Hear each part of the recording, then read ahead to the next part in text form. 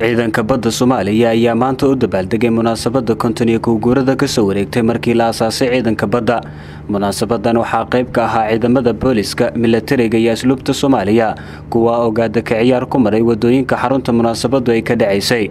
Ra'iisul Wasaare ku-xigeenka xukuumadda, wasiirka gaashaandhigga, taliyayaasha ciidamada militariga, booliska iyo asluubta Soomaaliya iyo marti sharaf kale ayaa munaasabada ka qayb galay waxaana ay madasha ka jeediyeen hadallo ay ku dhiirigelinayaan ciidanka badda Soomaaliya. Taliyaha ciidanka badda Soomaaliya Maadey Nuurow Ufurow oo ugu horeyn ka hadlay munaasabada ayaa sheegay in ciidanka badda Soomaaliya ay la dagaalan kula jiraan burcadbadeeda iyo kooxaha sharci darrada uga kalluumaysta xeebaha Soomaaliya. loo dhaca waa la bilaqaysta waxaynu u baahan tahay in la difaaco marka shacbiga Soomaaliyeed iyo dawladda federaalka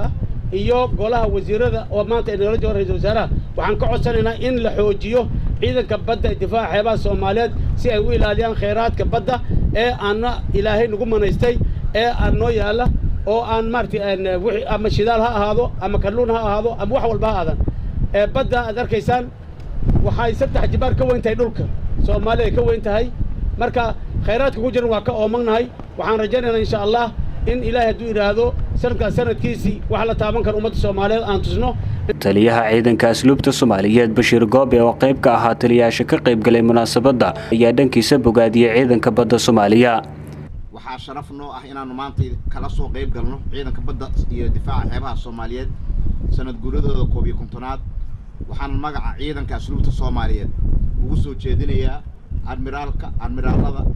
saraakiisha badmaaxiinta iyo dhammaan xubnaha ciidanka iyo qoysaskoodaba hambalyo diiran oo kaliya laaba oo u rajeynayno Ilaahay inuu sanadkiisa ku gaarsiiyo horumar iyo baraare iyo barwaaqo iyo horumar. wasiirka gaashaandhigga xukuumadda Soomaaliya General Cabduqaadir Sheekh Cali Deene ayaa sidoo kale bogaadiyay ciidanka badda Soomaaliya. difaaca xeebaha ciidanka badda Soomaaliyeed oo halkaan runtii ay ka muuqato ha yaraadeen laakiin ay ka muuqato niyad sami iyo spirit ay ka muuqato waxaan rabaa sanad guuradooda 51aad saraakiisha saraakiil xigeenka dableyda iyo xaasaskoodaba waxaan u soo jeedinayaa hambalyan ilaahay sanad guuro wanaagsan sanadkiisa kalena waxaan rajaynaynaa inuu noqdo ku intaan aad ka tira badantiin moraalkiina iyo niyadiina aad iyo aad uga sarreyso ayaan rajaynaynaa inaanu gaaro waxaan leenahay hambalyo. Ra'iisul Wasaare ku-xigeenka xukuumadda Soomaaliya Maxamed Cumar Carte oo ugu dambeyn ka hadlay munaasabada maalinta ciidanka badda Soomaaliya oo uu dabaaldegay 51 sanadood kadib maalintii dhidibada loo taagay ciidanka badda Soomaaliya ayaa ku booriyay in dib u hagaajin ay ku sameeyaan xarumaha ciidanka badda oo aan dayactirnayn. aad iyo aad baan idin salaamayaa waxaan aad ugu faraxsanahay geesna waa ka faraxsanahay geesna waa ka xumahay waa ka faraxsanahay waayo waa sanad guuradii 51aad ee ciidanka badda Soomaaliya geesna ma kuma faraxsaniyo yani tamarta iyo sida ay u egtihiin ama meeshiina aad u egtahay aad iyo aad ugu faraxsan laakiin sidoo sheegay generaalku markastoo la kufabo waa laga kacaa marka insha Allah taala oo ka kacaynaa horena waan u soconaynaa biidnillahi taala marka hambalyo idinka iyo xaasaskiina intaba iyo caruurihiina ayaan idin hambalyeynaya marka inta laga yimaado baddu muhiimadda ay u leedahay waa laga wada hadlay oo General Furow iyo General Maxamed ba ka wada hadleen iyo wasiirkuba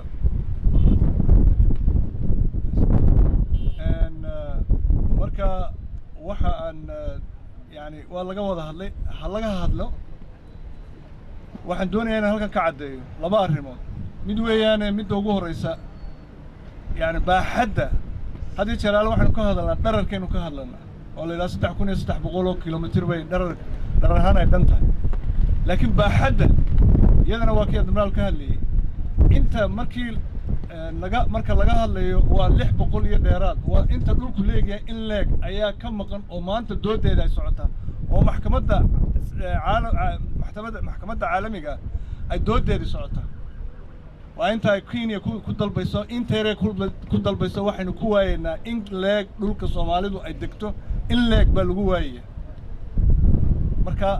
waad fahmi kartaan baaxadda intaa leeg ee laga hadlayo in la ilaaliyo loo baahan yahay afarta shay ugu daran waynu ognahay maanta waxa ugu daran ee dhibaatada inaga haysta ugu badan waa maxay waa kalluumaysiga sharci darrada iyo waxa lagu aasayo waxa taa ka sii daran iyaduna aan laga hadal hadee jeeraale waxa weeyaan coral reefska waxaan la yiraahdo ama shacaabka la guranayo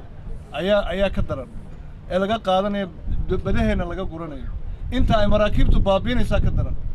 waxaasoo dhan waxa weeye waa ciidanka badda iyo ilaalada xeebuhu waxyaalaha ay u taagan yihiin inay ilaaliyaan bay ka mid tahay saa la ajligeed muhiimadda aad leedihiin taa weeyaan tanu doonaynaa inaan isnaano waa awoodda weeyaan marka taasaan idinkala shaqaynaynaa oo diyaaraan u nahay in la ilaaliyo waxa ay ummaddani leedahay oo jiilalka dambe waxay leeyihiin waa wixii jiilalka dambe ay lahaayeen marka jiilalkii dambena aynu uga fikirro sidii loo ilaalin lahaa waxooda hantidooda loo ilaalin lahaa maanta oo kale 1965 ayay ahayd markii ugu horeysay oo Soomaaliya yeelato ciidanka badda waxaana ciidanka badda ay u dabaaldegayaan munaasabadaasi Cabdi Fataax Axmed Cali Shino TV-ga Jubbaland magaalada Muqdisho.